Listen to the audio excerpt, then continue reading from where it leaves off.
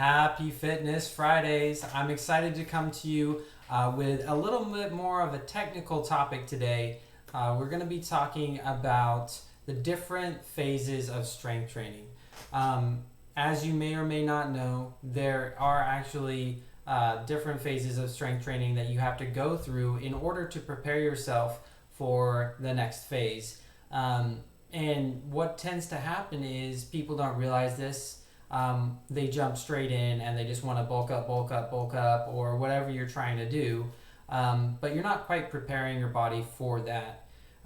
The other side of it is sometimes you get people that might have done the foundational things, but they haven't done it in a while. They have got out of the habit of strength training, and then they jump back into it and they expect to jump straight back into where they were or close to it in that same phase. But they're not actually there physically.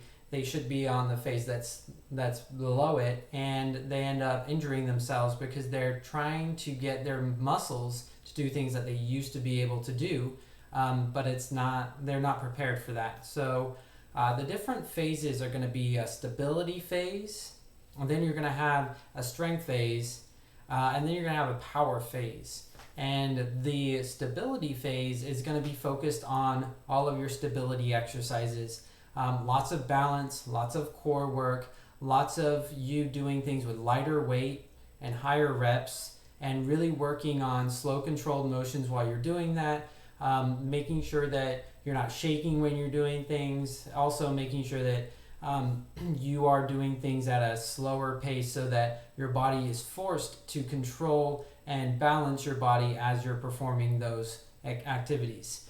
The stability phase is going to be working a lot on range of motion and making sure that you have full range of motion, balanced range of motion as well, so that you don't have one moving more than the other, especially when you're doing, opposite arms, legs too. And then we're also going to be working on the correct perfect form, making sure that you don't have an imbalance that's making you tilt forward, or maybe favoring one side more than the other. So it's going to be a lot of making sure that you have the stabilizing muscles in the joints, making sure that you have the foundational core strength, foundational back strength as well to help keep you in a straight line, just like I've talked about in the past with that, kinetic chain and keeping that straight line there. The next phase is going to be your traditional strength phase, where you're working on hypertrophy is what it's called, on building more muscle, building a lot of bulk and trying to get a lot bigger and a lot stronger and really starting to pack on those pounds of muscle. During this phase, we're going to have a lower rep count, we're going to have a higher amount of weight that you're lifting, and we're going to really try and make sure that we're still maintaining the form, we're still maintaining the stability, but we're adding a little bit more of intensity in there so that your muscles are going to get bigger.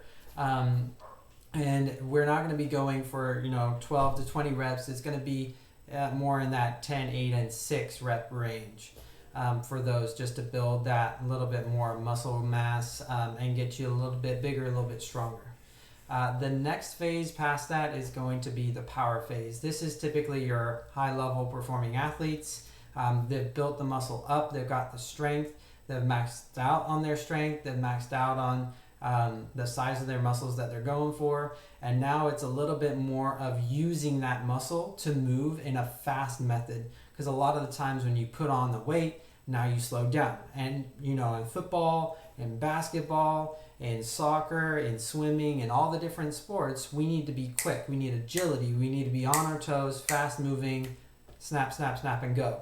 And in order to create that, we're actually going to break up the workout, focus a little bit more on the strength, and then we're going to be working on some power, which is lighter weight, faster movements, and like throwing a med ball really quickly, getting explosive things like squat jumps, things like that, but we're pairing it with what we would do in our typical strength training phase. So we put that with a little bit more of a faster, lighter, and power motion, and we put those together in order to create agility and fast motion, fast twitch in your muscle, and really start to get you to be able to perform at a high level.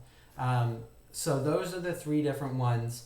I cannot stress enough how important it is for you to work on your stability first.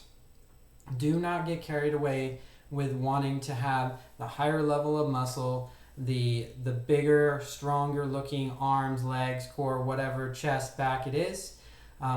If we jump straight into that and we don't prioritize your stability, we're putting ourselves at risk of getting injured. So all of those little movements, all of those stability exercises that are going to make you build your muscle while still maintaining some sort of core strength and joint stability, those are all going to protect you from injury. Some examples of those are going to be, where you are standing simply. I'll show you here. If I back up a little bit, if you're doing bicep curls, we can turn this into a stability exercise easily, where we're just standing on one foot doing our bicep curls this way. All right, that's one way that we can focus on making sure that you are adding a little bit of instability there. Other things would be, if you wanted to add a little bit of instability, single leg squats, or doing squats with one leg on a pillow that makes you unstable. Or doing squats on an unstable surface. The other things that we could do are planks. Instead of having a plank just on the floor, you can do it on an unstable surface too, like a Bosu ball. We can do our push-ups on Bosu balls. We can throw in a stability twist in almost every exercise, as long as it's safe, as long as it's, creating that little bit of instability where you have to tighten your core, really focus on form, slow down. Even just doing an exercise a little bit slower will force your muscles to be able to hold in that position for a little bit longer, thus creating stability in the joint muscles, because the joint has a lot of big muscles around it and then smaller muscles that hold the joint together.